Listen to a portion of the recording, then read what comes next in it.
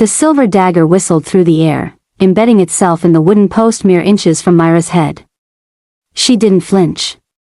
Her hands remained steady over the wounded child on her table, golden light flowing from her palms into the gash across the boy's chest. The assassin in black leather cursed and reached for another blade. "I'm almost done," Myra said calmly, though her heart hammered against her ribs. "You can kill me in a moment." The healing light pulsed brighter, knitting flesh and bone. The child's breathing steadied. Only then did Myra turn to face her attacker, and the world exploded into chaos. But this wasn't how it began. 3 months earlier, Myra had stood in a crowd of thousands at Iron Peak Palace, her hand pressed against her stomach where a secret grew. The ceremony platform towered above them, draped in crimson silk and winter roses. Kael stood at the altar, the Alpha King of the realm, his massive frame rigid in formal black. His eyes, usually molten gold, looked glassy and distant. Something was wrong. Myra could feel it through the claiming mark on her hip, the magical brand that bound her soul to his. It burned like hot iron against her skin. "I choose Seraphina Blackthorn as my queen and mate," Kael's voice rang out across the plaza, flat and mechanical. The world tilted. Myra's knees buckled. Around her, the crowd erupted in cheers, but she heard nothing except the rushing of blood in her ears. The claiming mark blazed with agony, rejecting the words even as they were spoken. This couldn't be happening. Not after everything. Not after the nights in his arms when he'd traced the mark with reverent fingers and whispered promises of forever. Not after he'd discovered she carried his children. Seraphina glided forward in a gown of midnight blue, her pale blackthorn beauty cold and triumphant. She took Kael's hand, and Myra saw it clearly now, the way his movements were too stiff, too controlled. His jaw clenched as if fighting against invisible chains. Their eyes met across the distance for one terrible heartbeat. In his gaze, she saw a flash of desperate recognition, of anguish, before the glazed emptiness returned. "Run," his lips formed silently. "Run." So she did. Myra turned and pushed through the celebrating masses, tears blinding her, one hand cradling her belly. Behind her, the palace bells began to toll, announcing the new queen. Each chime felt like a nail in a coffin. The claiming mark screamed its protest, the magical bond trying to tear itself apart and failing. True mate bonds couldn't be broken by words or wishes. They were written in the fabric of fate itself. She ran until Iron Peak disappeared behind the hills, until the sounds of celebration faded to nothing. She ran until her legs gave out in a farmer's field, and she collapsed among the wheat, sobbing into the earth. The bond pulled at her heart, begging her to return, but she couldn't. She wouldn't survive watching him with another woman. She wouldn't raise their children in the shadow of that rejection. Myra spent 3 months in the village of Ashford, a tiny settlement nestled in the eastern woodlands. She'd taken the name Wren and established herself as a healer, using her magic to mend broken bones and cure fevers. The cottage she rented was small but clean, with an herb garden out back and a stream nearby. It should have been peaceful. It would have been, if not for the mark that never stopped burning, never released its grip on her heart. If not for the dreams. Every night, she felt Kael's anguish bleeding through the bond. His rage. His desperation. Sometimes she woke with tears on her face that weren't her own. Her pregnancy progressed, her belly swelling with the twins. She could feel them now, moving and kicking. One seemed to glow with the same healing magic she possessed. The other made her skin prickle with the energy of the shift, though she'd never transformed herself. She was only half wolf, her mother's human blood diluting the gift. Or so she'd always believed. News from the capital came with the traveling merchants. At first, it was simply gossip about the new queen, about House Blackthorn's rising influence. Then the rumors turned darker.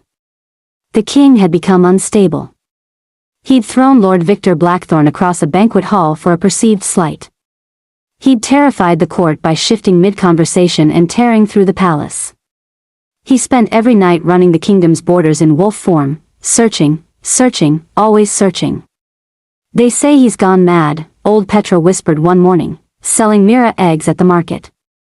Looking for some woman. A servant girl who vanished after the ceremony. Myra's blood ran cold. He was looking for her. Despite the choice he'd made, despite Seraphina wearing his crown, Kael was tearing his kingdom apart to find her. The mark flared hot, confirming what she already knew in her bones. Whatever had happened at that ceremony, it hadn't been his choice. Not really. But before she could decide what to do with this knowledge, fate decided for her. They came at dawn. Mira was grinding herbs when she heard the horses, far too many for a simple patrol. She moved to the window and saw them, 20 royal guards in the king's colors, led by a man she recognized. Dorian, Kael's first beta and closest friend. Her heart leapt and plummeted in the same moment. Dorian dismounted with fluid grace, his scarred face grim.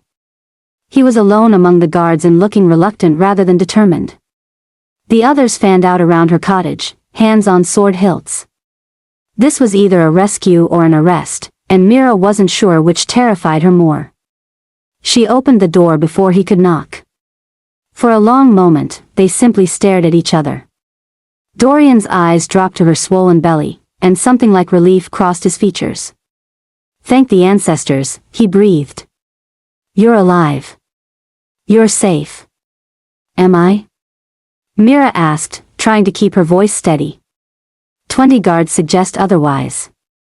They're for your protection, not your imprisonment. Dorian stepped closer, lowering his voice. Mira, you have to listen to me. The ceremony, what happened that day, it wasn't real. Kael was drugged. The words hung in the air between them. Myra's knees weakened, and she gripped the doorframe. What? House Blackthorn has been planning this for years. They slipped him wolfsbane mixed with a compliance poison the morning of the choosing. It didn't break the mate bond, nothing can, but it made him suggestible enough to say the words they needed. By the time it wore off 12 hours later, the damage was done. The declaration was public and binding by law. Dorian's jaw clenched.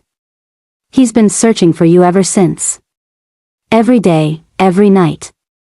He's barely holding on to his sanity. Myra's hand went to the claiming mark instinctively.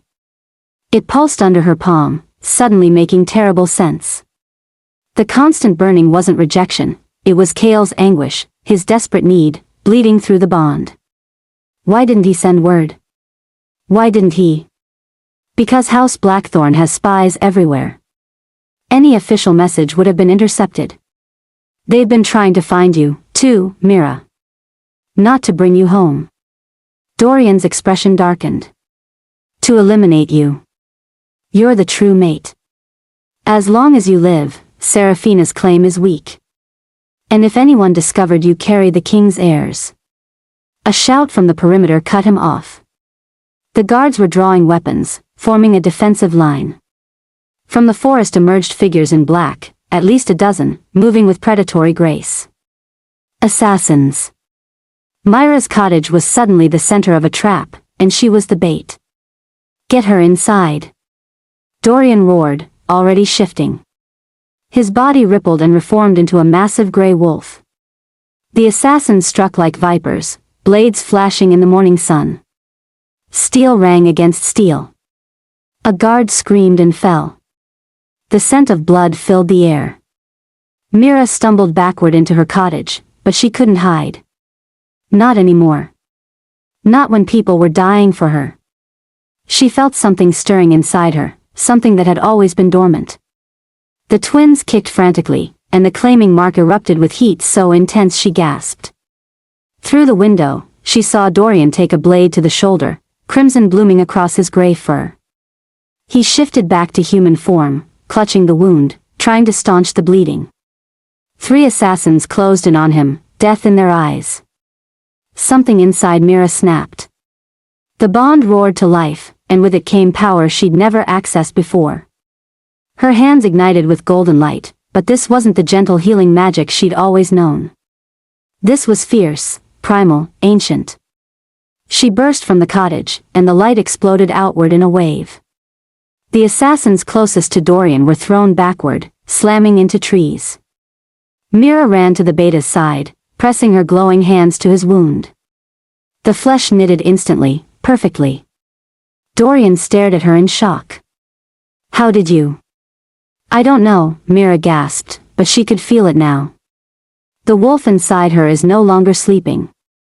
Her mother's human blood hadn't diluted the gift, it had only delayed it. And now, with her mate's children growing inside her and mortal danger all around, the wolf was waking. An assassin lunged at her from behind. Mira spun, moving faster than humanly possible, and caught the blade between her palms. The steel shattered. Her eyes blazed gold, and when she bared her teeth, they were sharper than they'd been a moment ago. The assassin's confidence evaporated into fear. The royal guards rallied, pressing their advantage. The fight turned brutal and quick. Some assassins fell. Others fled into the forest. When the last one disappeared into the trees, an eerie silence fell over the clearing. Bodies lay scattered. Mira stood among them, breathing hard, her hands still glowing with fading light. Blood spattered her healer's dress, though none of it was hers. Dorian pulled himself to his feet, whole and healed, staring at her with new understanding. He felt it, the beta said quietly. Through the bond. Kael felt your power awaken. He's coming. As if summoned by the words, a howl split the morning air. It was distant but unmistakable, the call of an alpha, powerful enough to shake the leaves from the trees. Myra's whole body responded, the mark burning white-hot, the twins tumbling in her womb. Every fiber of her being screamed one word, mate. The forest erupted with the sound of something massive crashing through the undergrowth. The guards immediately formed a protective circle, but Dorian raised his hand. Stand down. That's your king. The wolf that burst into the clearing was enormous, easily twice the size of Dorian's shifted form. His fur was black as midnight, his eyes molten gold and fixed entirely on Mira. He skidded to a stop 10 feet away, flanks heaving, and for a moment neither of them moved. Then Kael shifted. The transformation was instant, magic rippling across his skin as wolf became man. He stood before her naked and magnificent and trembling, his face a mask of desperate emotion. 3 months of searching. 3 months of madness. It was written in every line of his body. Mira, he breathed, and her name and his voice shattered the last of her defenses. Batch 3, words 2001 to 3000. She ran to him, and he caught her, lifting her off her feet despite her pregnant belly. His arms wrapped around her like bands of steel, his face buried in her neck, breathing her in. The claiming mark exploded with sensation, the bond singing with reunion. Mira felt tears streaming down her face, felt Kael shaking against her, felt 3 months of agony dissolving in an instant. I looked everywhere, he whispered hoarsely. Every village, every town. I thought I'd lost you. I thought, his voice broke. His hand found her swollen stomach, and his eyes widened. The baby? Babies, Mira corrected, placing her hand over his. Twins. Kael made a sound somewhere between a laugh and a sob. He dropped to his knees, pressing his forehead to her belly, his shoulders shaking. I'm so sorry. Gods, Mira, I'm so sorry. I never wanted Seraphina. I never chose her. They poisoned me, and I couldn't fight it, and when I woke up, you were gone. I know. Mira ran her fingers through his hair, feeling the bonds settle and strengthen with every moment of contact. Dorian told me. I know. I'll fix this. Kael looked up at her, his eyes fierce. I'll annul the false marriage. I'll make you my queen the way I always should have. Kael. Dorian's voice cut through, urgent and grim. We have a bigger problem. The beta was holding a black leather satchel taken from one of the dead assassins. He pulled out a rolled parchment and handed it to the king. Kael read it, and with each word, his expression darkened. When he finished, he crumpled the paper in his fist, fury rolling off him in waves. What is it? Mira asked. Orders from Lord Victor Blackthorn himself. A reward of 10,000 gold pieces for information on your location. And a bonus for your head. Kael's voice was deadly quiet. They knew where you were. This wasn't a random attack. Someone in Ashford sold you out. Before anyone could respond, one of the guards called out from the forest edge. Your Majesty. Riders approaching from the west. At least 50, flying Blackthorn colors. Kael's jaw clenched. They're not just trying to kill Mira. They're making a move on the throne itself. He turned to Dorian. How many loyal soldiers do we have at Iron Peak? Maybe 200. But Victor's been consolidating power for months. He has at least 500 men inside the palace walls, and he's been arresting anyone suspected of loyalty to you. Last I heard, he'd imprisoned 37 of your most trusted lords and commanders. Prisoners? Myra's blood ran cold. He's going to use them as leverage. Or execute them as traitors. Kael stood, pulling Mira close. His eyes had gone hard and calculating, the Alpha King rising through the desperate mate. We can't stay here. If Victor has 50 soldiers coming, this position is indefensible. We need to get back to Iron Peak. Into the Viper's Nest?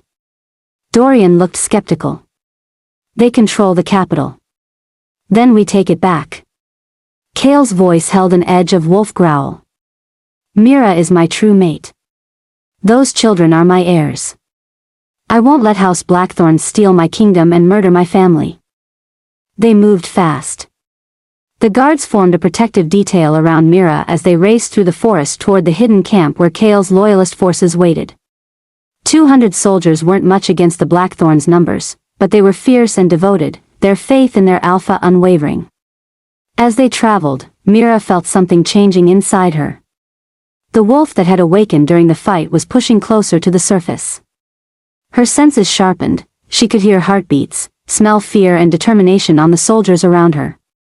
The twins seemed to feed off the energy, their movements in her womb becoming more active, more powerful. They reached the loyalist camp by midday.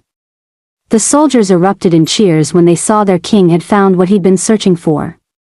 But the celebration was short-lived. Scouts brought devastating news from Iron Peak. Lord Victor had made his move.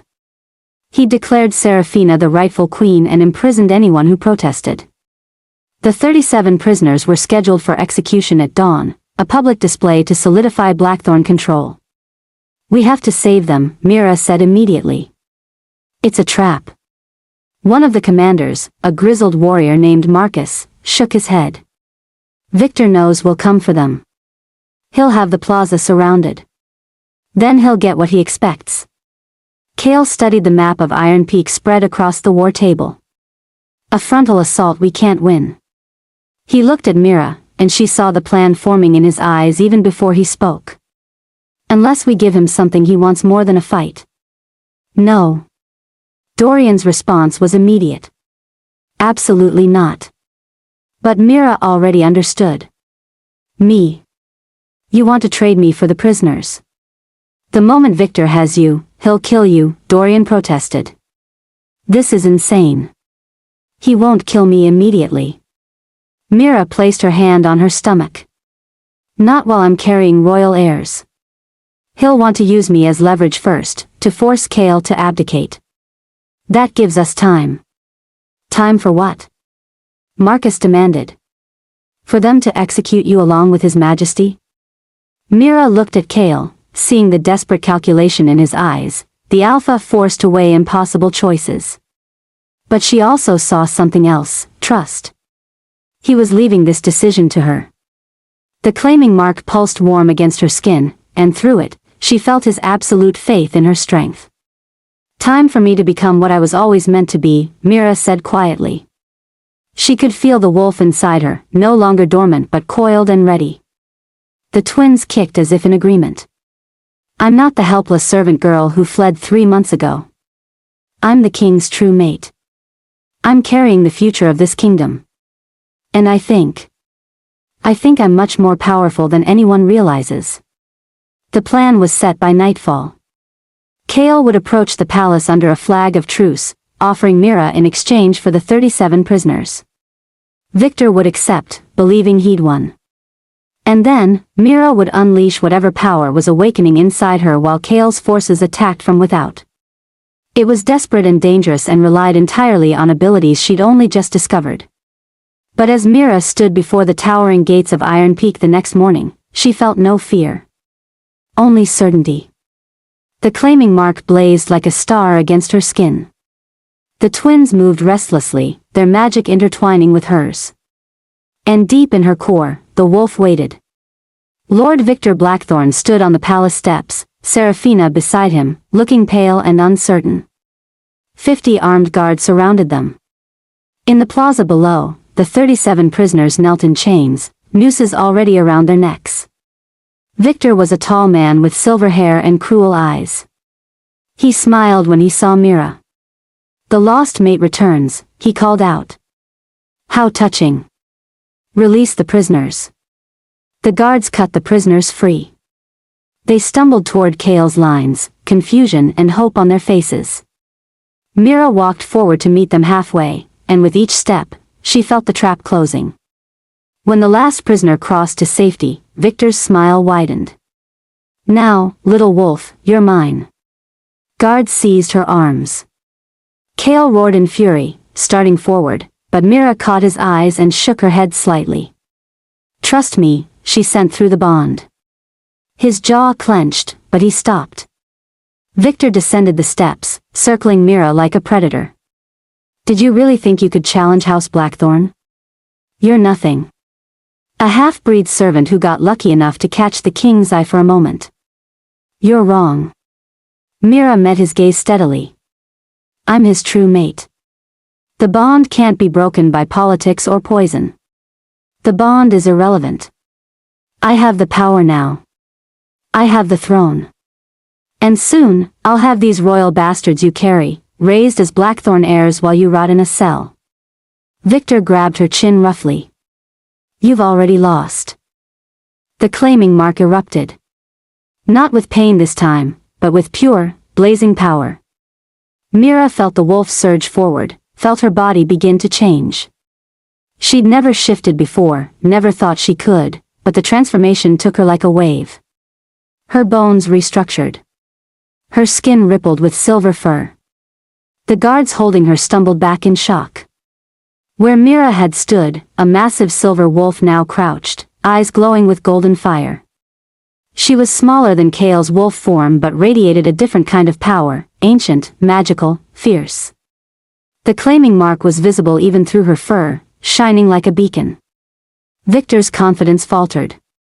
"Kill it. Kill her now." But before the guards could act, Kael's howl split the air.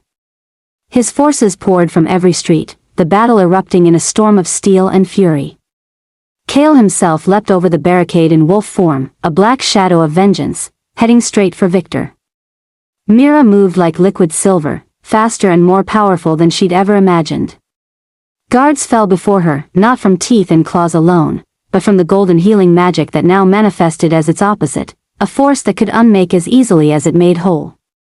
She was creation and destruction balanced, life and death in wolf form. She reached Seraphina, who cowered on the steps. Up close, Mira saw the truth in the woman's eyes, fear, regret, but not malice. Seraphina hadn't wanted this any more than Kael had. She was a pawn like everyone else. Mira shifted back to human form, standing naked and powerful before the false queen. "Run," she said, echoing Kael's words from 3 months ago. "Run far from here and don't come back." Seraphina fled without a word. Mira turned to find Kael in human form again, standing over Victor's broken body. The battle was ending. Blackthorn forces were surrendering or fleeing. The loyalists were reclaiming the palace, room by room, their war cries echoing off ancient stone. Kael crossed to Mira and pulled her into his arms, both of them bloodied and breathing hard. "That was the most terrifying and magnificent thing I've ever seen," he breathed against her hair. "It's not over yet," Mira said. She could feel something building in the bond, something incomplete. "We need to finish this properly." They stood together in the throne room as the sun set, before their assembled loyalists and freed prisoners. Kael knelt before Mira, baring his throat in the ancient ritual of mate recognition. Before these witnesses and the ancestors, I claim you as my true mate and queen.